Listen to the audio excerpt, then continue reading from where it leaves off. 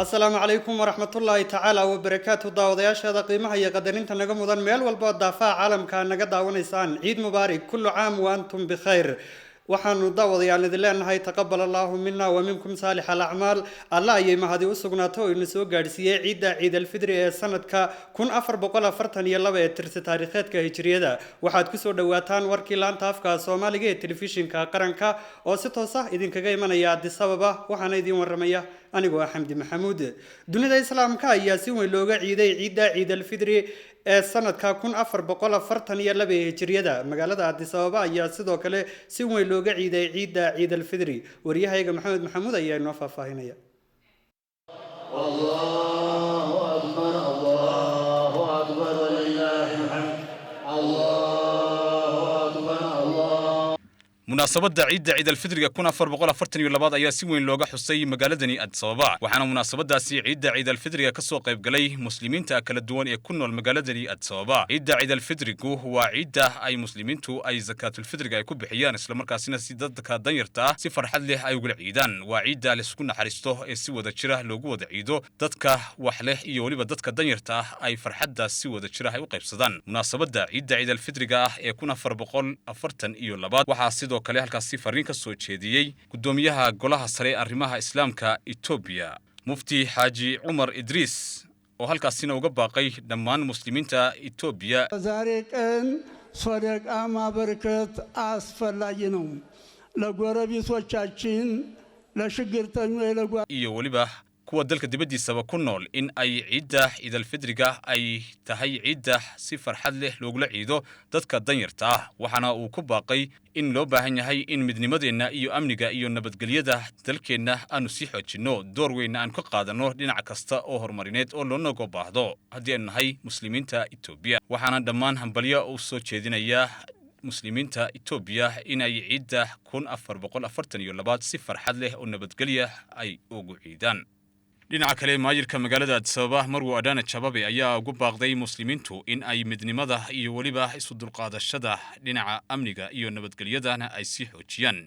ciid al-fitriga 1442 waxay tiri waxaan uga hambalyeynaa dhammaan muslimiinta Ethiopia in ay si farxad leh oo nabadgelyo ku dhisan tahay ay ugu ciidaan ciid al-fitriga 1442 guud ahaan munaasabada ciid al-fitriga ayaa ahayd mid si weyn ay uga soo qayb galeen muslimiinta magaalada Addis Ababa ku nool oo si farxad lehna loogu ciiday si nabadgelyo lehna lagu soo gabagabeeyay ciid al-fitriga ee la isugu soo baxay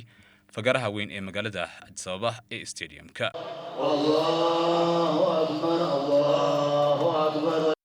shacabka ku dhaqan magaalada tani Addis Ababa ayaa dareenkooda farxadeed ee ku aadan ciid al-fitr ee 1442 ka dhibtay dareenkooda farxadeed Nasruddin Xasan ayaa warbixintan ka diyaariyay الله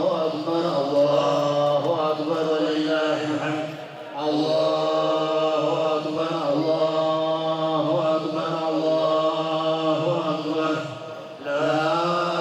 إله إلا الله هذه أدونا فرح سنة الحمد لله بسم الله الرحمن الرحيم أدونا فرح سنة مناسبة عيد ومناسبة هذا كلهم كل ورطة 2020 وضو ميدان أدوك بانديميك مصيبة كده علي كورونا بدن بشري عيد متقنا يسمونه كل اللي يسمونه من كرين كنا يلا إساعد هاي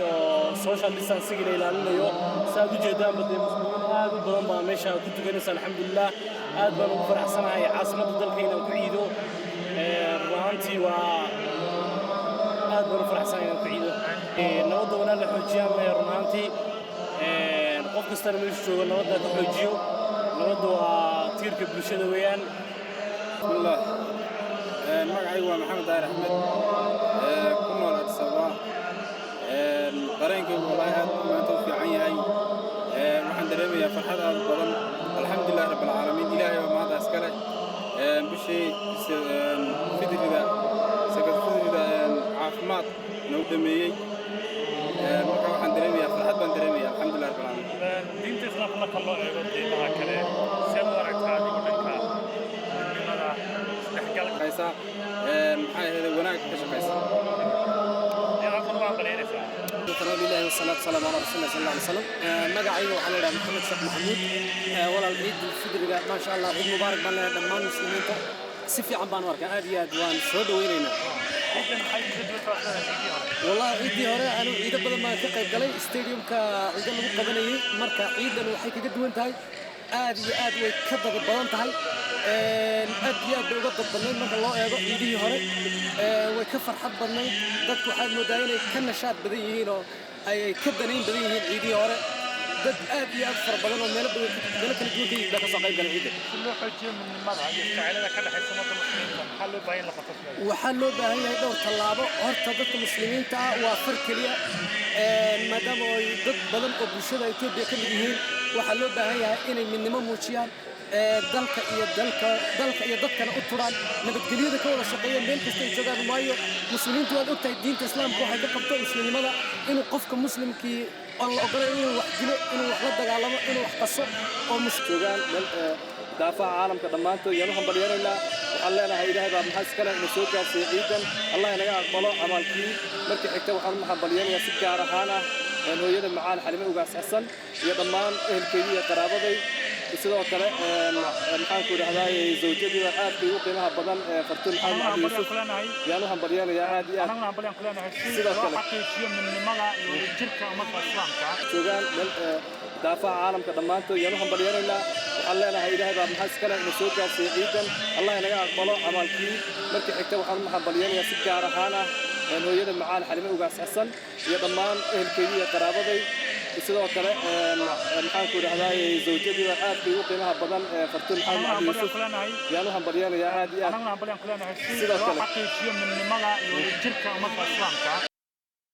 وهاجاك داوديال ولي waxaa si toos ah u daawanaysaan wararka laanta afka Soomaaliga ee telefishinka qaranka Ra'iisul Wasaare Abiy Ahmed ayaa muslimiinta dalkan Itoobiya u tabiyay fariinta hambaliyada ee ku aadan ciida Ciid al-Fitr ee sanadka 1442 taariikhda Hijriyada ra-iisul wasaaraha dowladda jamhuuriyadda dimuqraadiga federaalka etoobiya abiy axmed ayaa fariin hambaliya oo ku beegan ciidda alfitr ee sanadka aad u tabiyey dhammaan muslimiinta dalkan etoobiya waxa uu ra-iisul wasaaruhu fariintiisan ku yidhi ciiddani waa mid ku beegan dhammaadka bisha ramadaan iyo bilowga bisha shawaalka ee tirs taariikheedka xijriyada waa ciid lagu soo gebagabaynayo soonka bisha ramadaan waxa uu ra-iisul wasaaruhu yidhi waa maalin gaar ah oo ay muslimiintu ilaahay kaga helayaan abaalmarintooda kadib markay soon salaad iyo ficil wanaagsan ku dhammaystaan bisha ramadaan ciidan dadku salaada jamaca ayay ku tukadaan tanna macnaheeda ama turjumaadeedu waxay tahay isku imaatinkaas iyo salaadaasi jamaca lagu tukanayo oo keenaysa midnimo iskaashi iyo adadayg ra-iisul wasaaruhu waxa uu fariintiisaasi si ballaaran ugaga hadlay faa'iidada iyo qiimaha weyn ee laga helayo salaada jamaca lagu tukanayo marka la barbar dhigo salaada sida gaargaarka loo tukanayo ra-iisul wasaare abiy waxa uu sheegay in isku imaatinka qaybaha kale laga yeelanayana uu si la mida faa'iidooyin ballaaran u leeyahay oo adadayg midnimo iyo isjacayl lagu gaari karo wuxuu ra-iisul wasaare abiy fariintiisaas si ballaaran ugaga hadlay in ciidan ciidalfitr ee sanadkan loo dabaaldegayo etoobiya oo xaalada adag ku sugan oo dhibaatooyin badan la kulantay waxa uu yidhi waa sanad cadowga gudaha iyo kadibaddu ay u soo guntadeen inay turunturo ku noqdaan geediga iyo horsocoshada etoobiya laakiin buu yidhi cadowgaasi waxaa ka maqan oyna fahmin inaan annagu ahayn mar raba dad xoog lagaga adkaan karo oon laga adkaan kara keliya jacaylna la tuso annagu waxaanu nahay buu yidhi dad cadaaladda u hoggaansan oon mar raba cadowga ku wareejinaynin jacaylkaanu waddankeenna u qabno taasina waxaa ka turjumayso si cad u muujinaysa buu yidhi ra-iisul wasaaruhu taariikhda aynu soo marray waxaanu nahay buu yidhi dad martida soo dhoweeya kuwa dhibka ama xaaladda adag ku suganna gabood u noqda waxaana taasi ka marakacaysa buu yidhi nebigii maxamed iyo asxaabtiisii oo mashan gabood ka helay oo taariikhduna si ballaaran uga hadlayso annagu waxaanu nahay buu yidhi kuwo la mida kuwii aabbayaashoodii hore ee wanaagga sameeyey annaga ta noo taallay ma aha buu yidhi inaannu wanaaggaa hore ee aabbayaasha hore ay lahaayeen inaannu duminno balse waxaanu nahay kuwa sii xoojinaya marka cadowgu waa inay saas u fahmaan madaxweynaha deegaanka Soomaalida madaxweyne Mustafa Maxamed Cumar ayaa fariinta hambaliye ee ku aadan ciida Ciid al-Fitr u tabiyay muslimiinta dalkan Itoobiya gaar ahaan kuwa deegaanka Soomaalida dhammaan shacabka deegaanka Soomaalida iyo shucuubta islaamka oo dhan gaar ahaan kuwa Itoobiya iyo kuwa deegaanka Soomaalida iyo kuwa walaalahana Soomaalida meel kasta ku nool waxaan leenahay ciid mubaarak ciida barakaysan ciid al-fidriga sanadka hijrada 1442 ilaahay xasanaadkii iyo wanaagii u lahaa bishii ramadaan hayna siiyo waxaana idin rajeynayaa ciid wanaagsan ciidul caafiya in aad ku wada ciidaan dhammaantiin waxaan leenahay ku wada ciid wanaagsan sida aad la socotaan muslimiin haddaan nahay ciidaha ugu waaweyn mid ka mid ah ayaan xusaynaa waxaan rabnaa shacabku inay maskaxda ku hayaan laba arrimood oo ah kow inay ilaaliyaan inta ay karayaan awaamiirtii la xidhiidhay dhinaca ka hortagga caabuqa COVID-19 oo inkasta oo ciiddii ay tahay oo maalinkii farxadeed ay tahay dadku meelo fara badan isugu iman doonaan inay afka xidhaan oo maaskiga afka aynan iloobin waan kula dardaarmayaa waxaa kaloo aan kula dardaarmayaa in nabadgelyada iyo ammaanka la ilaaliyo oo la sugo oo xoogaga damacsan ama xoogaga damci kara inay uga faa'iidaystaan isu soo baxyada ballaaran ee shacabka inay dana siyaasadeed ka gaadhaan ayna u suurtogelin arrintaas ciidamada amniguna inay heegan ugu jiraan inay sugaan awood buuxdan ay u leeyihiin in ay ilaaliyaan shacabka in shacabkuna ogaado laakiin kaalintiisana inuu ka ciyaaro intaa marka laga tago waxaan aad iyo aad u bogaadinayaa iyaduna dowladda federaalka oo ogolaatay in muslimiintu garoonkii shaariicdii Addis Ababa hadda ka hor laga mamnuuci jiray inay ku qabsadaan barnaamij afura aad iyo aad arrin u wanaagsan oo soo korodhay weeyaan muujinaysana ka go'naanshaha xukuumadda sinaanta diimaha oo hadda ka hor aan jiri jirin runtii arrintaasi arrin aad ugu farxanay muslimiin ahaan inay tahay iyaduna inaan halkan ugu sheego shacabka Soomaaliyeedna aan la qaybsado farxaddaas ayaan rabaa ugu dambeyn waxaan rajeynayaa in doorashooyinka hadda aynu ku guda jirno ay noqdaan kuwo dhammaantanno si mas'uuliyad leh ururada siyaasadda ee ku tartamaya ay waajibaadkooda u gutaan oo fagaarayaasha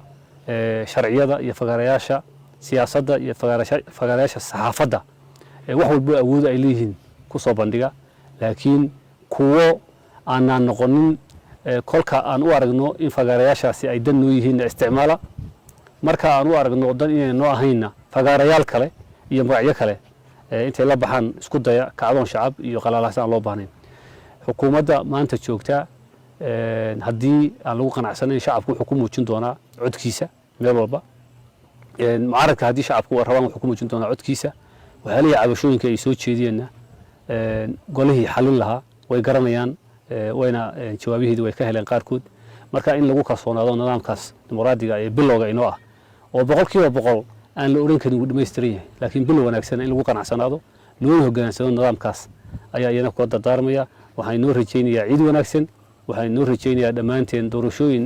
wanaagsan oo aan kaga gudubno kala guurkii aan ku jirnay wanaagsan waad mahadsantihiin salaamu calaykum waraxmatullahi wabarakaatu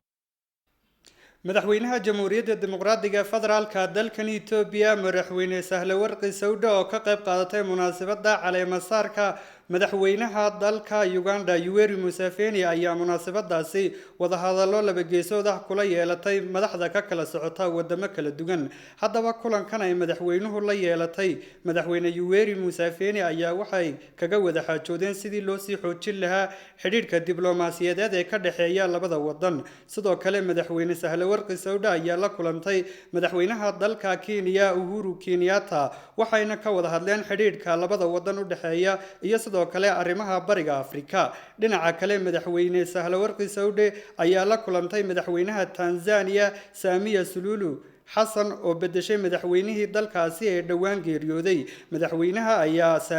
madaxweyne Samia u ballan qaaday in ay siin doonto taageero walba oo u baahato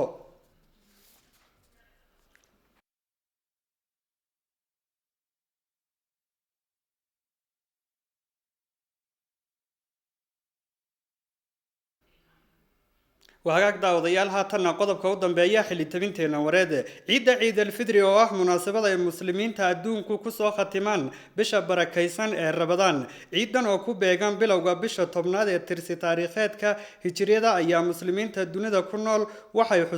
u xusaan siyaabo kala duwan haddaba qaar ka tirsan wadamada adduunka ayaan fursad u helin inay munaasabada ciid al-fitr ay isugu soo baxaan fagaarayaasha waaweyn ee lagu maamuuso ciid al-fitr sabab la xiriira fayraska COVID-19 dalka Hindiya oo ay ku nool yihiin 204 milyan oo muslimiin ahi ayaan fursad u helin inay u dabaaldegaan munaasabadda ciida Ciid al-Fidri iyagoo isugu soo baxaya fagaaraha sababtunaasi waxaa la sheegay inay tahay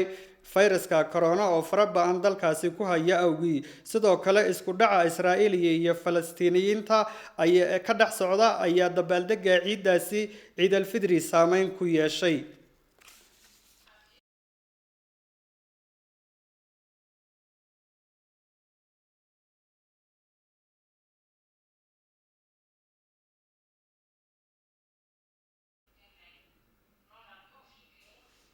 وهاجاك داوديال intaasi ayaanu ku saafmeerayna dibidin xasuusiyo qodobadii warka ugu doorka roona dunida islaamka ayaa si weyn looga ciiday ciida Ciid al-Fidri ee sanadka 1442 magaaladani Addis Ababa ayaana si weyn looga ciiday